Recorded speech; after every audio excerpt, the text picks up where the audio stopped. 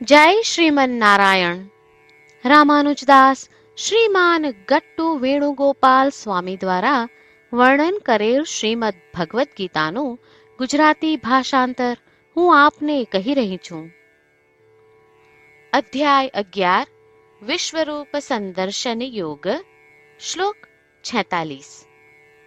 કિરીટિનમ ગદિનમ ચક્રહસ્તમ ઇચ્છામિ ત્વામ દ્રષ્ટુમહં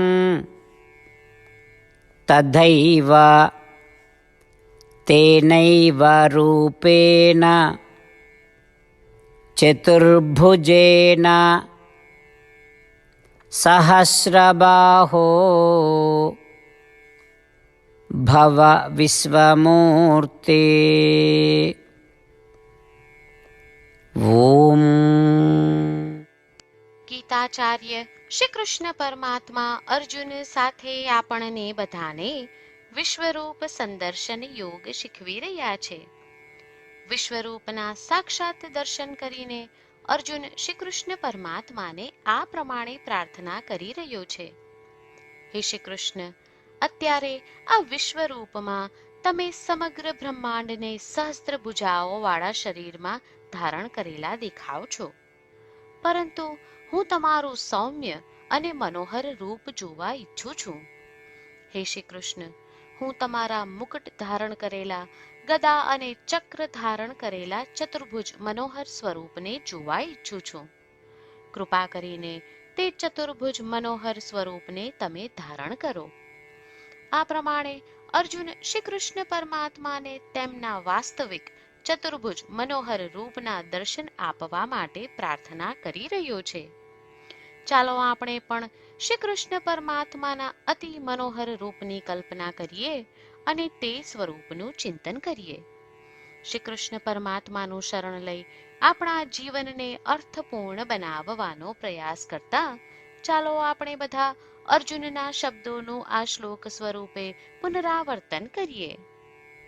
કિરીટિનમ ગદિનમ ચક્રહસ્તમ ઇચ્છામિ ત્વામ દ્રષ્ટુમહં તથૈવ તેનૈવ રૂપેણ ચતુર્ભુજેન સહસ્રબાહો ભવ વિશ્વમૂર્તે. શ્રી કૃષ્ણ પરમાત્માએ આખી ભગવદ્ ગીતાનો સાર અધ્યાય 18ના શ્લોક 65 થી 70માં 8 ઉપદેશ દ્વારા કહ્યો છે. શ્રી કૃષ્ણ કહે છે, જે મારા આ 8 ઉપદેશ અનુસરે છે તે મને પ્રિય છે. એ સર્વે ભક્તોનું હું બધી જ રીતે રક્ષણ કરીશ. શ્રી કૃષ્ણ પરમાત્મા પાસેથી આખી ભગવદ્ ગીતા સાંભળ્યા પછી અર્જુન કહે છે, કરિષ્યે વચનમ તવ, એટલે કૃષ્ણ, હું તમારી આજ્ઞાનું પાલન કરીશ, તમે કહો છો એમ કરીશ. અને આથી જ શ્રી કૃષ્ણએ દરેક પ્રકારના યશ અને વિજય અર્જુનને આપ્યા છે. તો ચાલો આપણે પણ પરમાત્માને 8 વાતો પાળવાનું વચન આપીએ. પરમાત્માને આપેલા વચનથી મોટી કોઈ પૂજા, તપ કે યજ્ઞ નથી. 8 પ્રતિજ્ઞાઓ જે આપણે લેવી જોઈએ તે હું હવે કહું છું. આપ સૌ પણ એનો મન અને હૃદયથી વિચાર કરો. આ રીતે શ્રી કૃષ્ણને વચન આપતી વખતે આપણે સૌ શ્રી કૃષ્ણની હસતી મુખમુદ્રાનો મનમાં વિચાર કરીએ અને પરમ આનંદનો અનુભવ કરીએ. જય શ્રીમન નારાયણ. આપણા 8 વચનો આ પ્રમાણે છે. આપણું પહેલું વચન, હે શ્રીમન નારાયણ, તમારા ઉપદેશ પ્રમાણે હું હંમેશા તમારું ધ્યાન અને ચિંતન કરીશ. આપણું બીજું વચન, હે શ્રીમન નારાયણ, તમે કહ્યું છે તેમ હું સદાય તમારી ભક્ત રહીશ. આપણું ત્રીજું વચન, હે શ્રીમન નારાયણ, હું મારા કર્મો તમને સંતોષ થાય તેમ અને તમારી સેવા માટે કરીશ. આપણું ચોથું વચન, હે શ્રીમન નારાયણ, તમે અનુસરવા કહ્યું છે તેમ મને પૂર્ણ શ્રદ્ધા છે કે હું તમારી છું.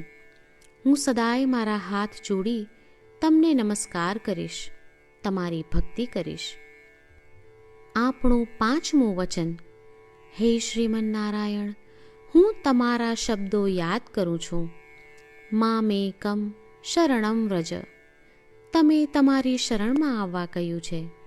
શ્રીમન્નારાયણ, હું માત્ર તમારા જ શરણમાં છું. આપણું 6થું વચન. હે શ્રીમન્નારાયણ, આપે કહ્યું છે મા શુચ.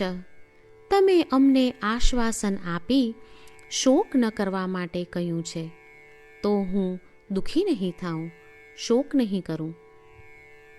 આપણું 7મું વચન. હે શ્રીમન્નારાયણ, અમારા કલ્યાણ અર્થે આપે શ્રીમદ્ ભગવદ્ ગીતા રૂપી આશીર્વાદ આપી અમારા સૌ પર કૃપા કરી છે, તો હું દરરોજ ઓછામાં ઓછો 1 શ્લોક વાંચીશ અથવા સાંભળીશ એવો સંકલ્પ લઉં છું. આપણું 8મું વચન. હે શ્રીમન્નારાયણ, હું ગીતાના દૈવી શબ્દો એ ભક્તો સુધી પહોંચાડવાનો પ્રયત્ન કરીશ જેઓ ગીતાથી અજાણ છે. હે શ્રીમન્નારાયણ, તમે કહ્યું છે તેમ કરીશ, તમે કહ્યું છે એમ વર્તીશ અને તમારા માટે જ કર્મ કરીશ. શ્રીમન્નારાયણને આપેલું વચન કે દરરોજ તમે કહ્યું છે એમ કરીશું, એ જ એક મહાન પૂજા છે. તો ચાલો આપણે સૌ દ્રઢ શ્રદ્ધા સાથે પ્રભુ પાસે એક સંકલ્પ લઈએ. શ્રીમન્નારાયણ, કરીશ્યે વચનમ તવ. શ્રીમન્નારાયણ, હું તમારી આજ્ઞાનું પાલન કરીશ. સર્વમ શ્રી કૃષ્ણાર્પણમસ્તુ. જય શ્રીમન્નારાયણ. કિરીટિનમ ગદિનમ ચક્રહસ્તમ ઇચ્છામિ ત્વામ દ્રષ્ટુમહં તથૈવ તેનૈવ રૂપેણ ચતુર્ભુજેન સહસ્રબાહો ભવ વિશ્વમૂર્તે. ઓમ.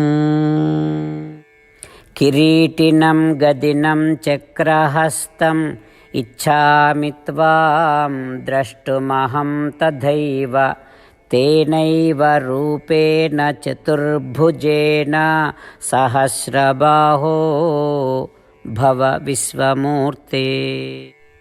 જય શ્રીમન્નારાયણ. તમામ ભક્તોને ખાસ વિનંતી. આપણા જીવનની દરેક બાબતોમાં આપણે તાત્કાલિક અને અસરકારક પરિણામો ઈચ્છીએ છીએ. આ પ્રાપ્ત કરવા માટે ચાલો દરરોજ 1 મિનિટ ફાળવીએ અને નારાયણાસ્ત્રમ વાંચીએ. નારાયણાસ્ત્રમ મેળવવા માટે તેની વેબસાઇટ જે www.narayanaastram.org છે તેના પર જાઓ અને રજિસ્ટ્રેશનમાં તમારું નામ અને ઈમેલ આપો. તમે આપેલા ઈમેલ પર તમને નારાયણાસ્ત્રમ PDF પ્રાપ્ત થશે. PDFમાં રામાયણનો 1 શ્લોક, ગીતાનો 1 શ્લોક અને 1 વિષ્ણુ નામ છે.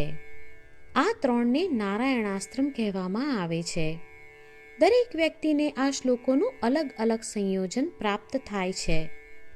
જ્યારે દરેક વ્યક્તિ 24,000 ભક્તો સાથે તેમના નારાયણાસ્ત્રમને દરરોજ વાંચે છે અથવા સાંભળે છે, ત્યારે સમગ્ર રામાયણનું 1 વાર પારાયણ, શ્રીમદ્ ભગવદ્ ગીતાનું 33 વાર પારાયણ અને વિષ્ણુ સહસ્ત્ર નામનું 24 વાર પારાયણ રોજ પૂર્ણ થાય છે. આ એક અદ્ભુત અને અસાધારણ પરિણામ છે. તેથી તમે અને તમારા પરિવારના સભ્યો તરત જ વેબસાઇટ પર જાઓ અને તમારું નારાયણાસ્ત્રમ મેળવો. જય શ્રીમન્નારાયણ.